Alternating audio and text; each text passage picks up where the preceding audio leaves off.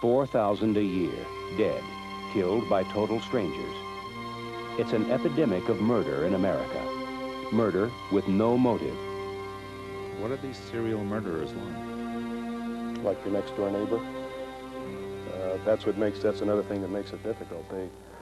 Most of them are people that you would not suspect. Well, I'm not an expert. I'm not an authority. I'm someone who has been a murderer for almost 20 years.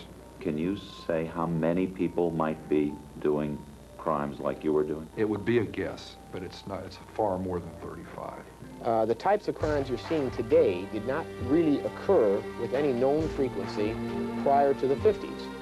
An individual taking 10, 12, 15, 25, 35 lives is a relatively new phenomena in the crime picture of the United States. One individual I can think of was described by the prosecutor as being the nicest serial killer he had ever encountered. It was Edmund Kemper. My gun was under the seat. What in the hell am I doing telling you that? Am I a masochist? Am I looking to be tormented further? I'm trying to show you just how awful this got, how commanding these rages got. You're looking at hundreds of bodies.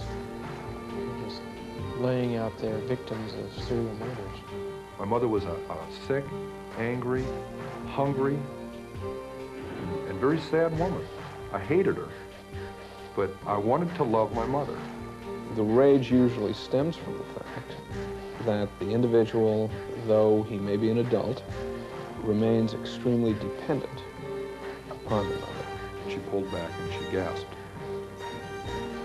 And I think, whoa, I don't want her to know what happened. I said, your friend got smart with me. She'd been getting really smart with me a lot, but I never hit her. I killed her, but I didn't hit her. Everyone makes mistakes, and that's what we have to hope for. The more mistakes they make, the better their chances. I just killed a young woman. I slammed down the lid of the trunk. She isn't dead, she's dying. If they're doing it by themselves and they tell no one about it, they could go on undetected until they decided to stop. There's somebody out there that is watching this and hasn't done that, hasn't killed people, wants to and rages inside and struggles with that feeling or is so sure they have it under control. They need to talk to somebody about it. Trust somebody enough to sit down and talk about something that isn't a crime. Thinking that way isn't a crime. Doing it isn't just a crime, it's a horrible thing.